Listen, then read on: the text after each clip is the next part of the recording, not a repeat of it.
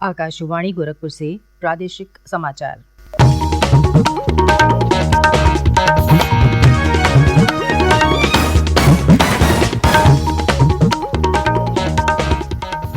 नमस्कार। समाचार बुलेटिन के साथ मैं सुकीर्ति अस्थाना। पहले मुख्य समाचार। प्रदेश में राजनीतिक दल वर्चुअल माध्यम से चुनाव प्रचार में जुटे।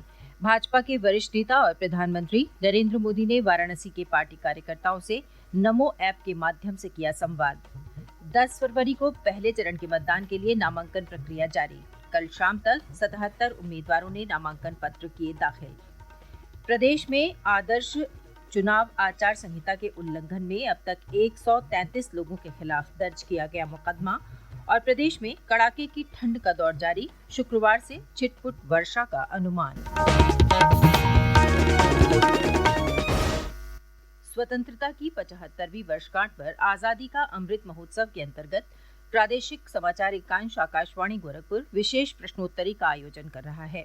इसके तहत हर सप्ताह बृहस्पतिवार को सुबह 7:20 पर प्रसारित प्रादेशिक समाचार बुलेटिन में श्रोताओं से देश के स्वाधीनता संग्राम और उसके गौरवशाली इतिहास पर एक प्रश्न पूछा जाता है। इस प्रश्न का सही उत्तर भेजने वालों में से एक भाग्यशाली विजेता के नाम की घोषणा अगले दिन शुक्रवार को समाचार बुलेटिन में की जाती है। आप भी हमारी इस क्विज का हिस्सा बन सकते हैं। अमृत महोत्सव क्विज श्रृंखला का अगला प्रश्न कल सुबह प्रादेशिक समाचार बुलेटिन में पूछा जाएगा। अपने जवाब हमें ईमेल आईडी airnews.gkp@gmail.com पर भेजें। जवाब के साथ अपना नाम, पता और फोन नंबर अवश्य लिखें, जिससे विजेता बनने पर आपसे संपर्क किया जा सके। और अब समाचार विस्तार से। प्रदेश में विधानसभा चुनाव से जुड़ी गतिविधियां तेज हो गई हैं। सभी दल वर्चुअल माध्यम से प्रचार करके अपने कार्यकर्ताओं और मतदाताओं तक पहुंच बना रहे हैं। चुनाव आयोग ने कोरोना के बढ़ते संक्रमण को देखते हुए 23 जनवरी तक चुनावी जनसभाओं, रैलियों, रोड शो और जुलूस पर प्रतिबंध लगा रखा है।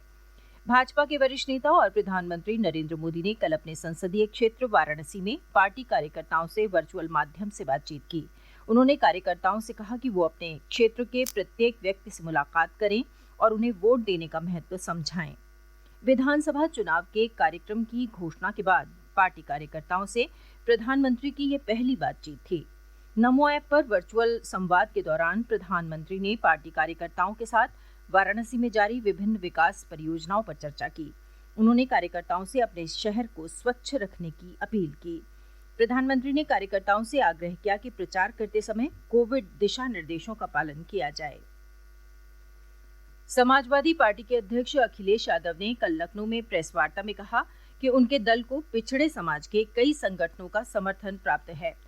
उन्होंने चुनाव जीतने के बाद 300 यूनिट मुफ्त बिजली देने का वायदा दोहराते हुए कहा कि इस योजना के लिए आज से पंजीकरण शुरू होगा। उन्होंने आरोप लगाया कि समाजवादी पार्टी के नेताओं पर फर्जी मुकदमे दर्ज किए गए हैं। उधर भाजपा नेता और राज्यसभा सांसद ब्रजलाल ने भी प्रेस वार्ता में समाजवादी पार्टी पर निशाना साधा। उन्होंने कहा कि जनता को सुरक्षा का भरोसा भारतीय जनता पार्टी ही दिला सकती है। कांग्रेस की राष्ट्रीय महासचिव और प्रदेश प्रभारी प्रियंका गांधी वाड्रा ने फेसबुक से लाइव संवाद करके भारतीय जनता पार्टी पर कटाक्ष किए। उन्होंने कहा कि महिलाओं की ऊर्जा को नियंत्रित करने वाली बात वाले लोगों की मानसिकता आसानी से समझी जा सकती है। उन्होंने प्रदेश की कानून व्यवस्था पर भी सवाल उठाए। वहीं ग्रेटर नोएडा में आजाद पार्टी के राष्ट्रीय अध्यक्ष चंद्रशेखर आजाद ने प्रदेश चुनाव में 33 सीटों के लिए अपने उम्मीदवारों की घोषणा की। इस अवसर पर उन्होंने कहा कि वो अकेले दम पर ही चुनाव लड़ेंगे और बाद में किसी पार्टी के साथ गठजोड़ करेंगे। जनता दल यूनाइटेड भी प्रदेश की लगभग सभी सीटों पर चुनाव लड़ने की तैयारी कर रहा है। पार्टी के वरिष्ठ नेता केसी त्यागी ने कल लखनऊ में कहा कि भारतीय जनता पार्टी से गठबंधन न होने के बावजूद उनकी पार्टी उत्तर प्रदेश में चुनाव लड़ेगी। भारतीय जनता पार्टी ने कल अपने प्रत्याशियों की दूसरी सूची जारी की। इस सूची में बरेली जिले की बहेड़ी और भोजीपुरा सीट से प्रत्याशियों की घोषणा की गई है। बहेड़ी से मौजूदा सरकार में मंत्री रहे छत्रपाल गंगवार और भोजीपुरा से बहोरन लाल मौर्य को पार्टी ने अपना उम्मीदवार बनाया है। प्रदेश में 10 फरवरी को पहले चरण के मतदान के लिए नामांकन प्रक्रिया जारी है। कल शाम तक 77 उम्मीदवारों ने अपने नामांकन पत्र दाखिल किए। पहले चरण के लिए नामांकन की अंतिम तिथि 21 जनवरी निर्धारित है। 24 जनवरी को नामांकन पत्रों की जांच की जाएगी। प्रत्याशी 27 जनवरी तक अपने नाम वापस ले सकते हैं। कल हापुड़ जनपद के धौलाना विधानसभा क्षेत्र से भारतीय जनता पार्टी के उम्मीदवार धर्मेश तोमर ने अपना नामांकन पत्र दाखिल किया, जबकि समाजवादी पार्टी के उम्मीदवार असलम चौधरी इस सीट से सोमवार को अपना नामांकन पत्र दाखिल कर चुके हैं। प्रादेशिक समाचार आप आकाशवाणी गोरखपुर से सुन रहे हैं। निर्वाचन आयोग प्रदेश में विधानसभा चुनाव के दौरान आदर्श चुनाव आचार संहिता का अनुपालन कराने के लिए प्रतिबद्ध है। मुख्य निर्वाचन अधिकारी अजय कुमार शुक्ला ने बताया कि प्रदेश में आदर्श चुनाव आचार संहिता के उल्लंघन के आरोप में अब तक 143 लोगों के विरुद्ध मुकदमा दर्ज किया गया है। पिछले 24 घंटों के दौरान 23 लोगों पर आचार संहिता के उल्लंघन का मामला दर्ज किया गया। श्री शुक्ला ने कहा कि राज्य में अब तक 42.5 लाख से अधिक प्रचार सामग्री हटाई गई है। उन्होंने कहा कि स्वतंत्र, निष्पक्ष, शांतिपूर्ण, समावेशी और कोविड सुरक्षित मतदान कराने के लिए प्रदेश में आदर्श चुनाव आचार संहिता को प्रभावी रूप से लागू किया गया है। इसके तहत पुलिस, आयकर, आबकारी, नारकोटिक्स और अन्य विभाग लगातार कार्रवाई कर रहे हैं। पुलिस विभाग ने अब तक 5,84,000 से अधिक लाइसेंसी शस्त्र जमा कराए हैं। प्रदेश में 18,99,000 से अधिक लोगों को पाबंद किया गया है। भारतीय जनता पार्टी के प्रदेश मुख्यालय पर कल बहुजन समाज पार्टी के प्रमुख नेताओं ने अपने समर्थकों के साथ पार्टी की सदस्यता ग्रहण की। भाजपा के प्रदेश उपाध्यक्ष और ज्वाइनिंग कमेटी के सदस्य दयाशंकर सिंह के समक्ष बहुजन समाज पार्टी के सक्रिय सदस्य और पूर्व ब्लॉक प्रमुख महेश पाल तथा 7 वर्ष तक उन्नाव जिले के बहुजन समाज पार्टी के जिलाध्यक्ष रहे अनिल सिंह कुरील ने बड़ी संख्या में अपने समर्थकों सहित भाजपा की सदस्यता ग्रहण की। इस दौरान प्रदेश सरकार के मंत्री मोहसिन रजा, राज्यसभा सदस्य ब्रिजलाल तथा प्रदेश मीडिया प्रभारी मनीष दीक्षित उपस्थित रहे। प्रदेश में कोरोना संक्रमण के मामलों में आंशिक गिरावट दर्ज की गई है। एक दिन पूर्व राज्य में 14,803 लोगों में कोविड की पुष्टि हुई, जबकि इस दौरान 20,191 रोगी स्वस्थ हुए। सक्रिय मामलों की संख्या 1,01,114 है। इस बीच कोविड नमूनों की जांच लगातार जारी है। एक दिन पूर्व 2,08,000 से अधिक नमूनों की जांच की गई।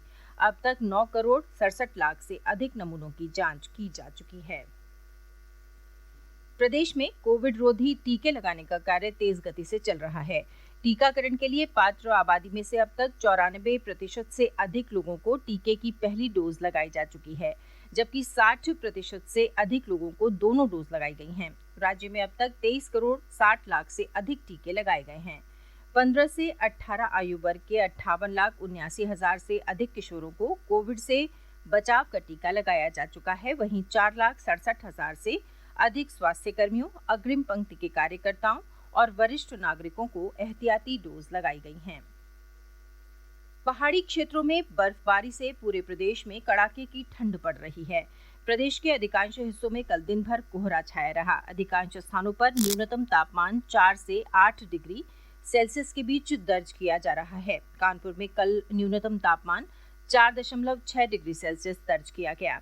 मौसम विभाग ने अगले 3 दिनों के दौरान कड़ाके की ठंड का पूर्वानुमान जताया है। शुक्रवार से छिटपुट वर्षा होने की संभावना है।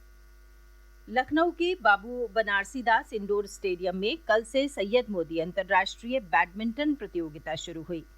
प्रतियोगिता के महिला सिंगल्स में 2 बार की ओलंपिक पद विजेता और खिताब की प्रबल दावेदार पीवी सिंधु का मुकाबला आज तान्या हेमंत से होगा। प्रतियोगिता 23 जनवरी तक चलेगी। अंत में मुख्य समाचार एक बार फिर। प्रदेश में राजनीतिक दल वर्चुअल माध्यम से चुनाव प्रचार में जुटे। भाजपा के वरिष्ठ नेता और प्रधानमंत्री नरेंद्र मोदी ने वाराणसी के पार्टी कार्यकर्ताओं से नमो ऐप के माध्यम से किया संवाद। 10 फरवरी को पहले चरण के मतदान के लिए नामांकन प्रक्रिया जारी। कल शाम तक 77 उम्मीदवारों ने नामांकन पत्र किए दाखिल। प्रदेश में आदर्श चुनाव आचार संहिता के उल्लंघन में अब तक 143 लोगों के खिलाफ दर्ज किया गया मुकदमा। और प्रदेश में कड़ाके की ठंड का दौर जारी। शुक्रवार से छिटपुट वर्षा का अनुमान।